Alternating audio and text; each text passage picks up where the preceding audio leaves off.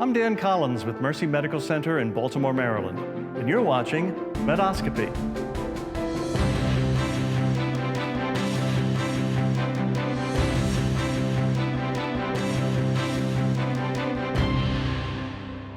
On Medoscopy, we aim our camera lens at all things medical, exploring all manner of clinical disciplines.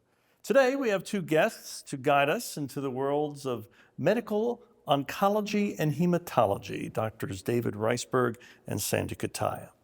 Dr. Riseberg, you're Chief of Medical Oncology, Hematology at Mercy. Tell us briefly what that entails.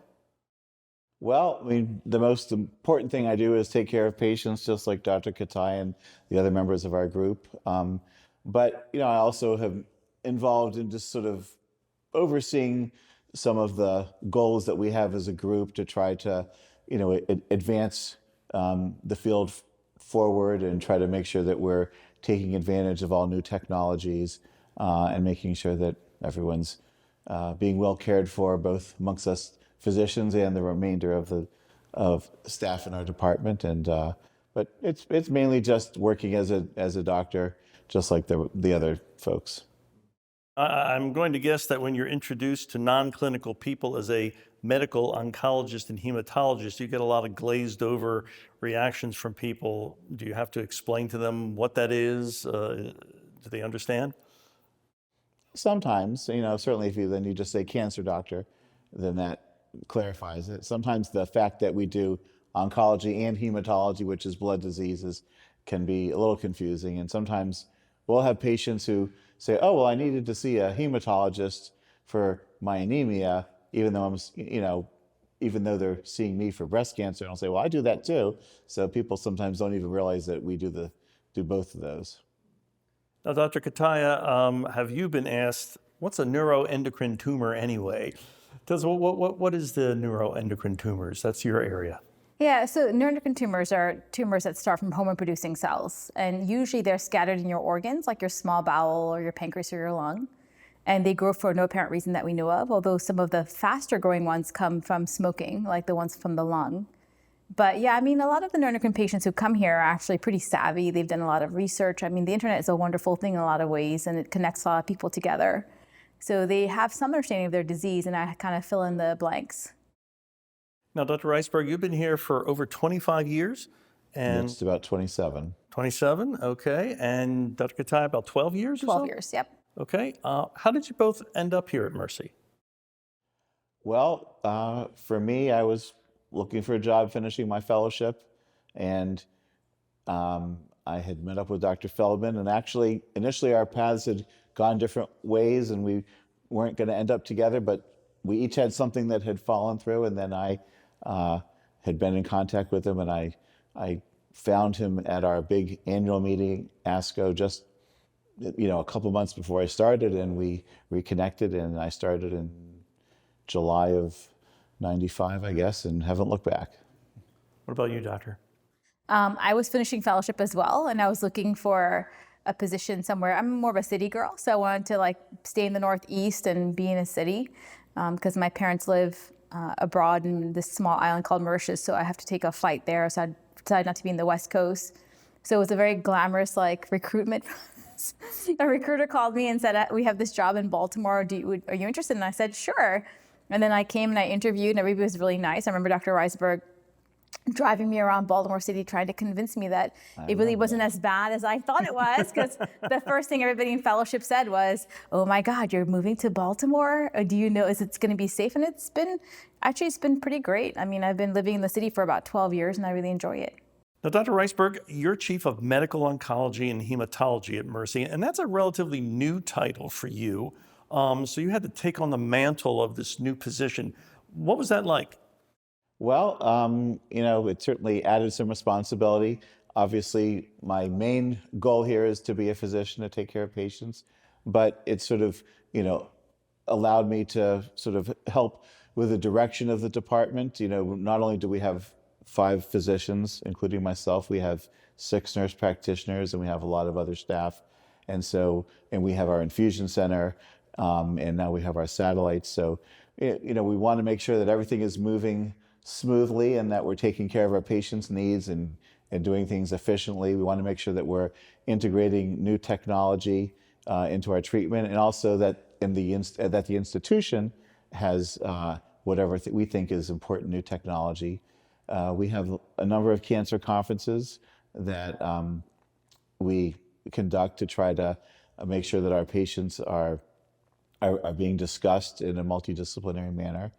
And we also have a robust clinical trial program. So we try to do what we can to make this a state-of-the-art cancer center.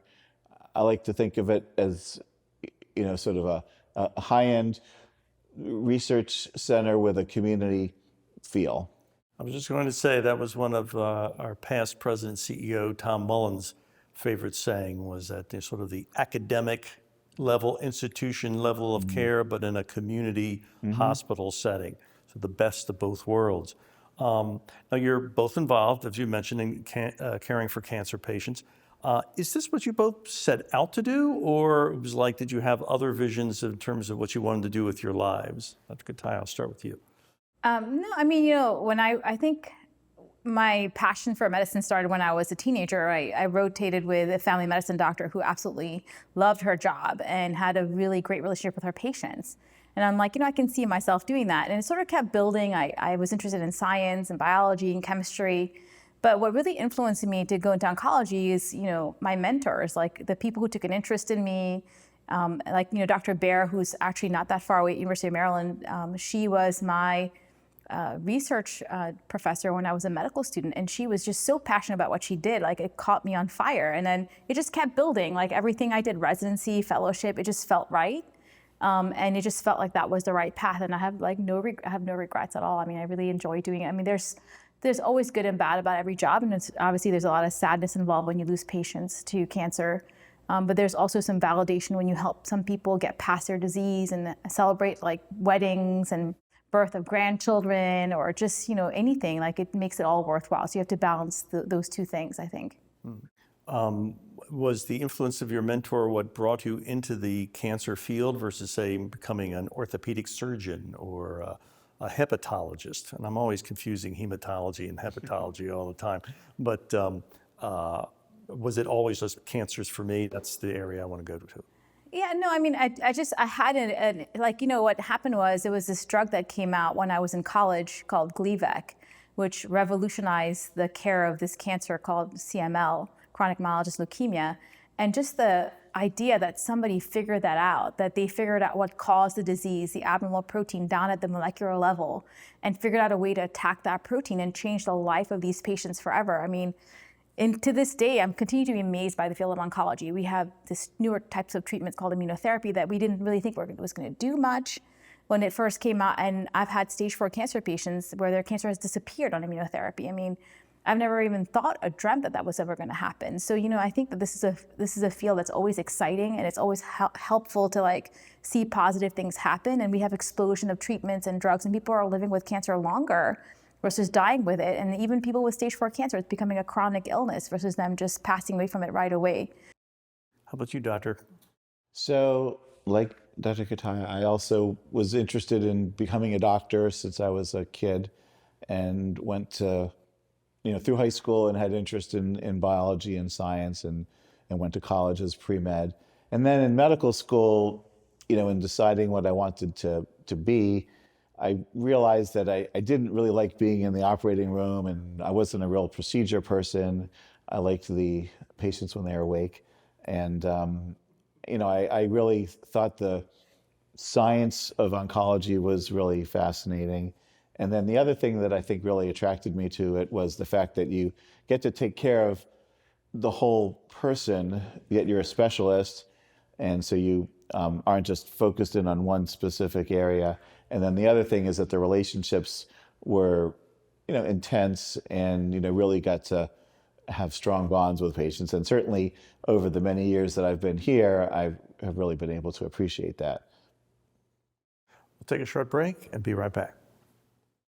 The Cancer Doctors at Mercy, welcoming Dr. Debashish Bose, nationally recognized for cancer research, now a Maryland leader using nanoknife technology, advancing state-of-the-art pancreatic and liver cancer treatment.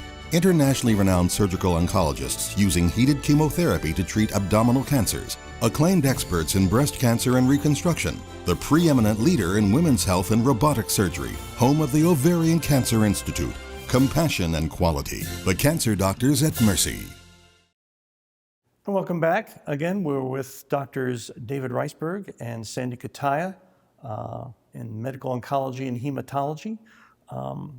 Dr. Riseberg, I wanted to talk to you a little bit more about the research element of things. I know one challenge you face is trying to find women to participate in clinical trials. So what sort of tack do you take to encourage women to take part? But I think there are multiple reasons for people to participate in research trials. Number one is they may have access to a treatment that is better than standard of care. Number two, they have the ability to pay it forward, because whatever the standard of care wasn't the standard of care until people previously participated in research. So we have to have research so that we can move the field forward. And I'm going to interject and say that I think it has been somewhat cultural too, that the idea of being experimented on, especially here with the story of Henrietta Lacks. And we try to reassure the patients that, there's a standard of care in both arms, but you could potentially get something extra, like Dr. Riseberg said. And that, the point is that even with our current treatments today, even though we are doing better and better, we could still do even better, because nothing is ever 100%. Our treatments never work 100% of the time, but we're trying to get there as much as possible. So we try to encourage the patients to enroll, and I think that it's slowly improving, and we're trying to give them more options. And we're hoping that this will work, because that's one of the things that he's been instrumental in. Always from the time that I've gotten here, he's always been a big proponent of pushing treatment forward, having trials available for patients so they have options, so they can get better care than what we currently do, because even though what we're doing now, again, is good, it could be better, Do you think we'll ever see a cure for breast cancer? Do you think you'll see it in your lifetimes? It depends, right? It depends what stage you're talking about. Yeah, that's just not one disease. There are different types of breast cancer, and as she mentioned, there's different stages. I mean, I don't think there's going to be just one cure for breast cancer. Now, the disease she mentioned a little earlier, chronic myelogenous leukemia, that most patients have a very specific molecular change that causes this leukemia to develop, and the treatment that she mentioned has been so transformative such that many of those patients really are cured. I don't know that we're going to get there with breast cancer and many other solid tumors, but we're definitely making progress. But, cancer is such a heterogeneous disease. There's so many different types, even within one particular cancer, that it's hard to say we're just going to flip the switch and have a cure. But I do think it's fair to say that we're curing more people over time, or that more people are living longer with it, because we are making advances in treatment. For example, immunotherapy and triple-negative breast cancer. I had a patient who was part of the first clinical trial, the Abraxane atezolizumab trial, and she had stage 4 triple-negative breast cancer. And she obtained immunotherapy through that trial, and now it's like 6 years later, her cancer has not returned. So that was not really something that we saw very much of before that. So we are making progress, and I think we are curing more people, but I don't think we can say that we can cure everybody, because the cancer can be complex. What causes the cancer in that individual, all the different things, mutations that happen in the cancer cells, can drive how well people respond and how long they respond, and that's not something we have complete control over. So we're getting there, but I think it'll be hard to cure everybody, unfortunately. I think another point that she kind of alluded to is, with the better we are with early detection and catching patients earlier, the more likely that there's potential for surgery to have a high chance of cure, and maybe there's additional treatment on top of that raises that even higher. But it's certainly important for people who, for cancers that are amenable to early detection, that we continue to encourage that. Cancer isn't like something that came from an alien presence. It's from your own body. Your body created it.